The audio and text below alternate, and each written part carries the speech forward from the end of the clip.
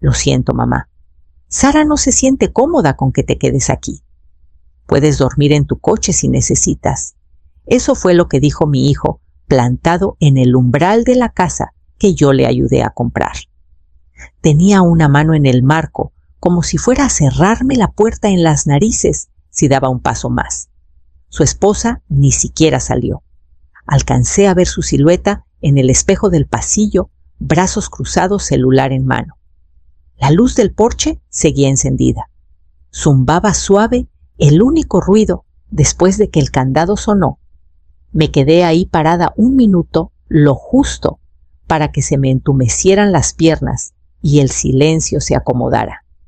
Di media vuelta al coche y manejé hasta que la luz de la gasolina parpadeó.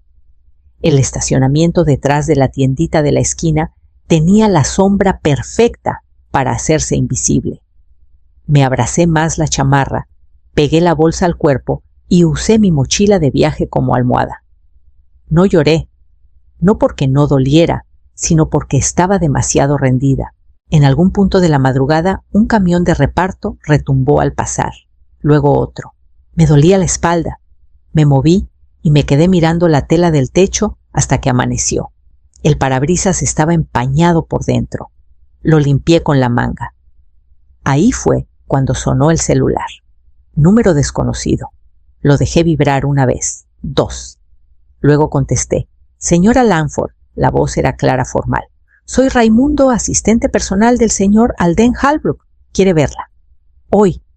Parpadeé fuerte, me incorporé. ¿Para qué? Hubo una pausa. Dice que es importante. Está terminando su testamento. La línea se quedó muda, salvo por el tic-tac de la direccional. No me había dado cuenta de que la había prendido. Miré el estacionamiento vacío, los techos de los tacos al pastor y las licorerías que habían alumbrado la noche. Algo punzante me jaló del borde de la memoria. No había oído ese nombre en más de 10 años.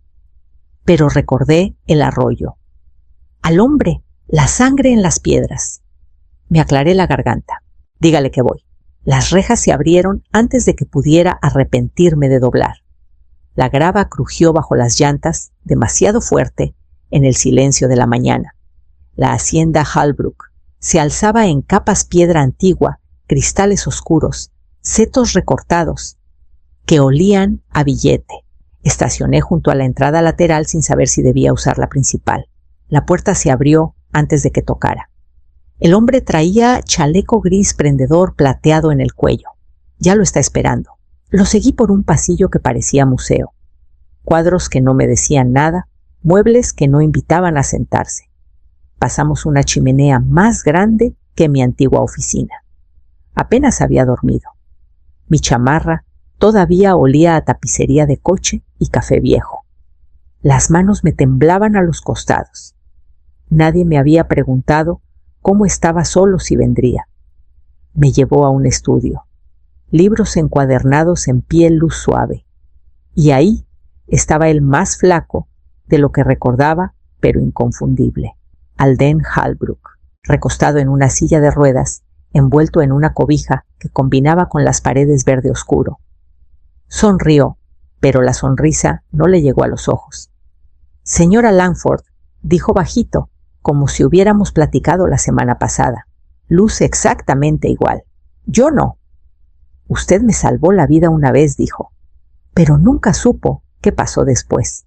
Me senté despacio, sin entender, y entonces me lo contó. El accidente, el camión volcado, el arroyo helado. Había salido del camino queriendo desaparecer, y yo lo saqué sin pedir nada, ni siquiera su nombre. No pensé que se acordara, dije. No pude olvidarlo. La voz se le quebró en la última palabra. El mayordomo trajo té. Ninguno lo tocó. Alden alcanzó una carpeta sobre la mesita y la deslizó por la madera pulida. Mi legado está escrito, dijo. Pero quiero agregar un nombre más antes de que quede sellado. Bajé la vista a la carpeta, las manos sobre el sello, y asentí una vez. No preguntó si todavía traía pluma. Habló despacio, como si volteara cada palabra antes de dármela. Hace 12 años lo perdí todo. dijo Alden. Mi empresa estaba bajo investigación, mi matrimonio se acabó y me estaban borrando de mi propia sala de juntas. Bajó la mirada a sus manos más delgadas, ahora reposando sobre la cobija como ramas secas. Pensé que a nadie le importaría si desaparecía. No quería morirme, pero tampoco me importaba si pasaba. No dije nada. Recordé el ruido del arroyo, aquel día bravo, rápido, frío como hueso. El accidente ya estaba ahí cuando doblé la curva. Una pick-up blanca destrozada contra un árbol, el hocico hundido en la orilla. Bajé sin pensarlo. Me desgarré la chamarra, abriendo la puerta. Saqué a un hombre que no podía hablar entre la sangre y la lluvia. «Usted se quedó», dijo bajito. Se sentó conmigo en el lodo y me dijo que siguiera respirando. Luego se fue antes de que llegara la ambulancia. Me encogí de hombros. No vi caso de hacer teatro. La boca se le torció, como si quisiera reír, pero no le alcanzara el aire. Eso fue lo que recordé. Tocó la carpeta entre nosotros. La encontré por el reporte viejo del accidente. Pagué para que hallaran el nombre que no incluyeron. Le seguí la pista años. Vi lo que construyó y vi cuando todo se vino abajo. Parpadeé. Usted no pidió nada. Por eso quiero darle algo de verdad. No caridad. No lástima. Un pedazo de lo que solo existe porque usted se aseguró de que no muriera solo en esa agua. Mis dedos se cerraron en el borde de la carpeta. Adentro había escrituras fideicomisos, una carta manuscrita en tinta azul tenue. No sabía cómo responderle a un hombre que había desaparecido y regresado como rey. Tocó la campanita de la mesa. Raimundo le dará el resto. Debe saber lo que viene. Me puse de pie, carpeta en mano, y seguí al mayordomo por el pasillo lleno de retratos que no reconocía. Raimundo me llevó a un estudio lateral antes de salir de la hacienda. El tipo de cuarto, hecho para decisiones, escritorio pesado, reloj sin tic-tac, ventanas que no se abrían. Puso un sobre más delante de mí, uno solo sellado, los bordes alisados por el tiempo. Él lo escribió, a mano, dijo Raimundo, sin copias, sin borradores. En el frente mi nombre en letra inclinada azul. Alden había escrito todo a mano, escrituras, fideicomisos, instrucciones, enmiendas a un testamento que el mundo creía ya cerrado. Quería que nada de este momento pareciera accidental o impugnable. No me estaba agregando en silencio, me estaba anclando a la permanencia. Recordé sus palabras, no caridad, no lástima. Un pedazo de lo que solo existe, porque usted se aseguró de que no muriera solo. No abrí el sobre ahí. Sentí que sería invasivo desdoblar la intención de un moribundo bajo techo ajeno. Lo llevé con ambas manos como algo vivo. 5 días después, Raimundo llamó de nuevo. Corto, suave. Falleció señora Langford. No lloré. El duelo ya había corrido su curso entre nosotros, callado, en frases a medio decir y silencios sostenidos. El luto se sintió como cerrar una puerta que había quedado entreabierta. El testamento se leyó en un cuarto privado en Filadelfia. El tipo de ceremonia legal donde todo es pulido, deliberado y frío. 10 sillas, 5 abogados, 2 herederos atónitos. Tomás, el hijo de Alden, parecía a alguien a quien nunca le habían dicho que no. Elisa, la hija, apretaba perlas al cuello como armadura. Cuando el abogado llegó al anexo fechado 6 días antes de la muerte de Alden, Elisa se congeló la copa a medio camino de la boca. Y a Maris Langford, dijo el abogado voz pareja ensayada, le dejó el control mayoritario de los activos, propiedades y fideicomisos de Desarrollo Halbrook según se detalla. Un latido. Silencio. Luego la incredulidad recorrió la sala. Tomás se inclinó. ¿Quién? Elisa susurró. Esto tiene que ser un error, pero no era confusión en sus ojos. Era reconocimiento. Sabían que él había hablado de mí. Solo nunca imaginaron que importara. La documentación Era exhaustiva, hermética, implacable. Alden había sido muchas cosas, pero descuidado no era una. No firmé nada ese día. No hacía falta. Mi nombre ya estaba escrito en el futuro firmado mucho antes de que el shock empezara a sentarse. El mensaje llegó a media mañana. Solo una línea. Cena solo nosotros tres, sin presión. Habían pasado 3 días desde que el testamento se hizo público. No había hablado con mi hijo desde la noche en que me dejó en su porche maleta en mano. Pero no me sorprendió la invitación. Noticias así no se quedan calladas. No cuando hay lana de por medio. No cuando cambia quien manda. Llegué a las 6. La luz del porche estaba encendida esta vez. Sara abrió ella misma con una sonrisa que se le veía apretada en las comisuras. La mesa del comedor estaba puesta con servilletas de tela y copas de tallo que no pegaban con el tono casual del mensaje. «Déjame tu chamarra», dijo extendiendo la mano antes de que respondiera. Ya sonaba bajito. Desde la bocina de la esquina, tal vez Chet Baker. Algo suave y ensayado. Mi hijo me saludó con un abrazo. Demasiado largo. Demasiado tarde. Hemos estado siguiendo las noticias, dijo al sentarnos. Sobre el señor Holbrook. No sabíamos que estabas involucrada. No lo corregí. Solo tomé el agua. La comida fue medida pollo, zanahorias glaseadas, una ensalada de granos que no toqué. Preguntaron, sin parecer que preguntaban, sobre mi agenda, si me quedaría cerca, si necesitaba ayuda para manejar las cosas. Sara se inclinó. Solo queremos asegurarnos de que estés bien. Miré la chamarra colgada con cuidado en la silla detrás de él, la que le regalé en la universidad. Reconocí el desgarrón cerca del bolsillo, aunque alguien lo había cosido. El vino en mi copa quedó intacto. No sé si lo notaron, o si me observaban demasiado para decirlo. No hablamos de la noche en que toqué y me mandaron a dormir al coche. No mencionamos el silencio que siguió. Recogieron los platos en silencio como una función que termina sin aplausos. Más tarde, al salir al pasillo, mi hijo me tocó el brazo. «Vuelve pronto», dijo. Su voz era más suave de lo que recordaba, o tal vez solo más cuidadosa. En el buzón a la mañana siguiente esperaba una carta con mi nombre en la misma letra filosa que recordaba del sobre que Alden me había dado. Abrí la carta después de la cena. El sello estaba duro, aplastado con cuidado. Adentro un solo documento doblado más pesado que papel común. Sin saludo, sin firma. Solo un título: registro privado. Transcripción de vigilancia interna. Reconocí las voces antes del segundo párrafo. Tomás Holbrook, Elisa, y luego mi hijo, seguido de Sara filosa y conocida. Estaban en una comida riendo leve, entre líneas más crueles. Salió el nombre de Alden, luego el mío. «Apenas se mantiene en pie», dijo Elisa. «No está bien», agregó mi hijo. «Ha pasado por mucho. Podría haber pasado por preocupación si las siguientes líneas no dejaran claras sus intenciones. Si presentamos en conjunto, al menos retrasamos la sucesión», dijo Tomás.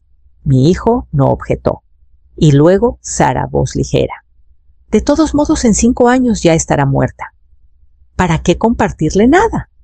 El silencio que siguió en la página fue más largo que cualquier frase dicha. Al pie de la transcripción, Raimundo había garabateado una nota.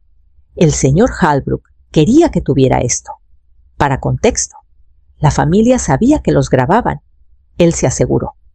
Me quedé sentada un rato largo, la carta abierta en el regazo. Las esquinas se curvaron con el calor de mis manos. Alden no confiaba en su propia sangre, y ahora entendía por qué. No querían lo que él construyó. Querían lo que ya no podía defender, y habían buscado al mío para ayudar a quitármelo. Pensé en la mesa, las servilletas dobladas, las preguntas suaves. Pensé en la copa de vino que no toqué y en cómo Sara me observó ignorarla. Les dejó lo suficiente, me di cuenta, lo suficiente para callarlos, pero no lo suficiente para darles control. Eso me lo había dado a mí a sabiendas, con los ojos bien abiertos. No hacía falta confrontar a nadie, ni cartas, ni escenas. A la mañana siguiente llamé al abogado de la hacienda y pedí acceso a todas las propiedades Halbrook a mi nombre. Había una que no había visto: un almacén en las afueras de Lancaster. El almacén estaba al final de un camino de grava que no habían nivelado en años, sin letrero, sin buzón, solo un número deslavado junto a la puerta. Reconocí el tipo de candado. Antes de meter la llave, Alden había guardado todo el lugar como un secreto, esperando su motivo. El aire adentro estaba seco, intacto. La luz se filtraba por ventanas polvorientas. Filas de cajones se alineaban mudas contra las paredes, etiquetados con la letra precisa de Alden. Hojas de tri-ply, paneles aislantes, accesorios de plomería, una hilera de herramientas eléctricas limpias aún en su empaque. Pero lo que me detuvo fue lo que estaba en el centro: una estructura a medio armar. Marco angulado, techo abierto, base de concreto liso donde el losa se unía a los soportes de acero, y justo ahí, grabado leve en el fundamento, el logo de mi antigua empresa: Sistemas Modulares Langford. La versión que usábamos antes del rebranding, antes de la demanda, antes de que todo se quebrara. La había empezado sin decirle a nadie. Debía haber seguido mis diseños, las iteraciones que compartí en congresos, las que nunca se fondearon.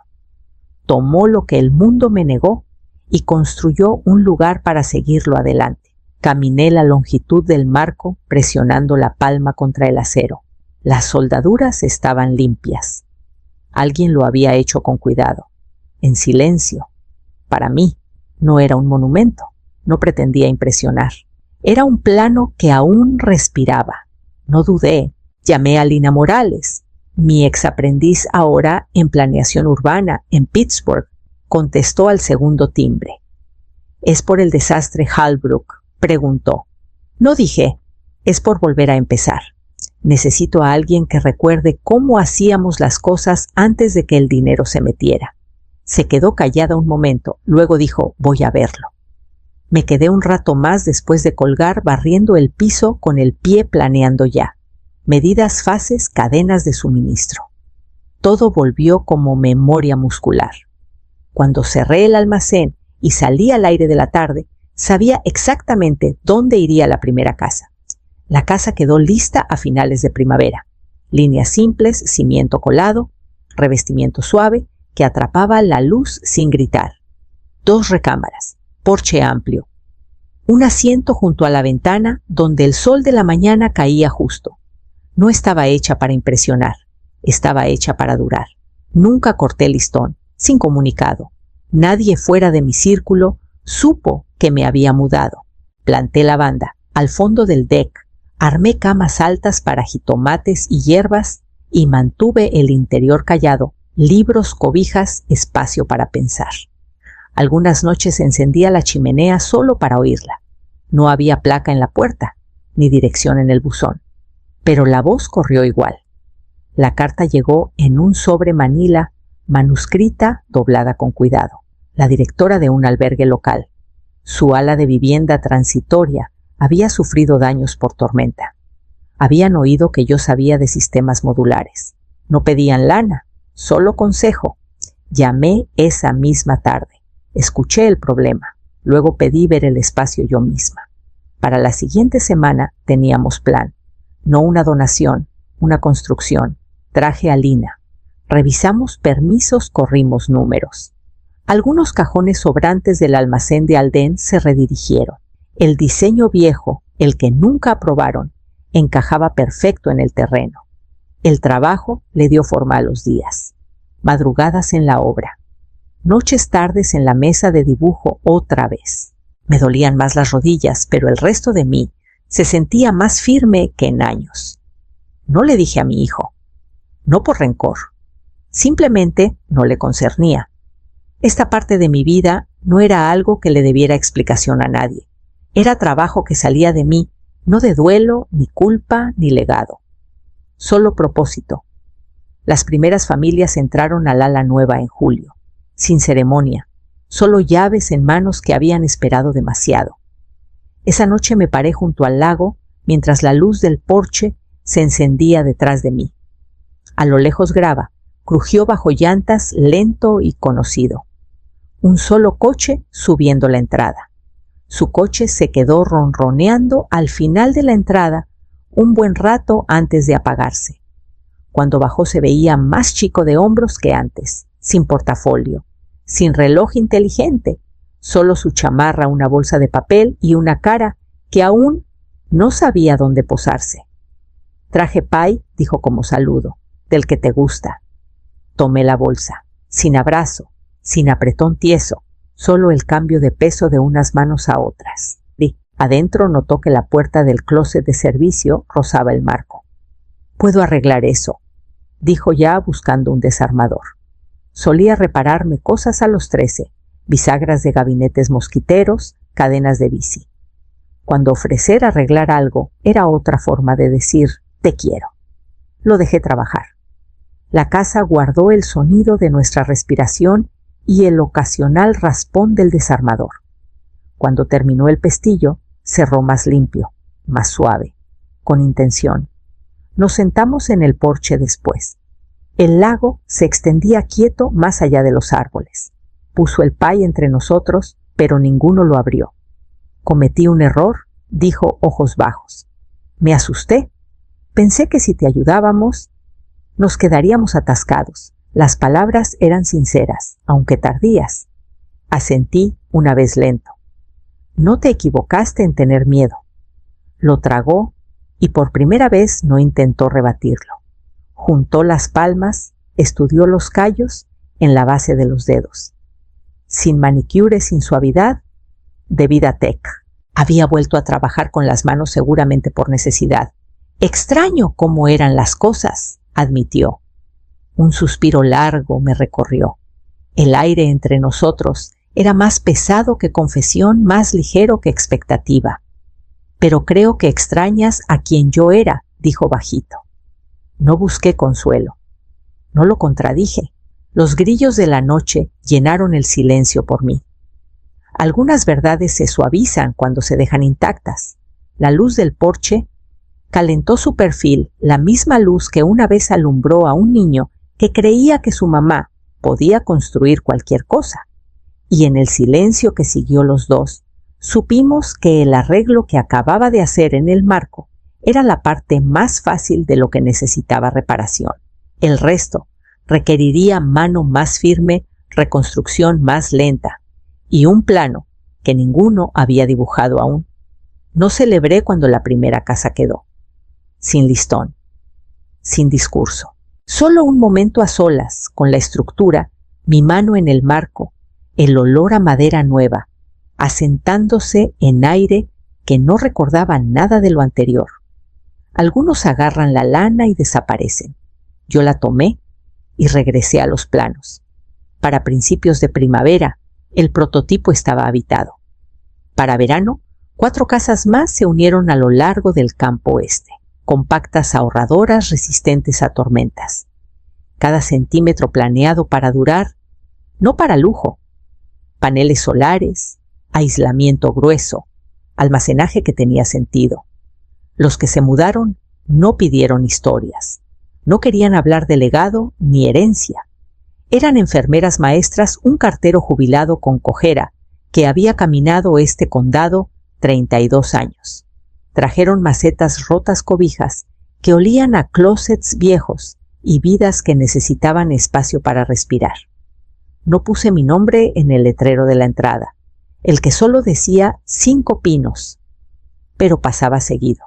Caminaba los senderos, revisaba las canaletas después de tormentas, escuchaba crujidos en los marcos, y luego un sábado por la mañana, mientras se armaba el huerto comunitario, vi el nombre de mi hijo garabateado en la hoja de voluntarios, sin título, sin florituras, solo su nombre en tinta azul gruesa, un poco chueco en el borde. No dijo nada cuando me vio, y yo no pregunté por qué había venido.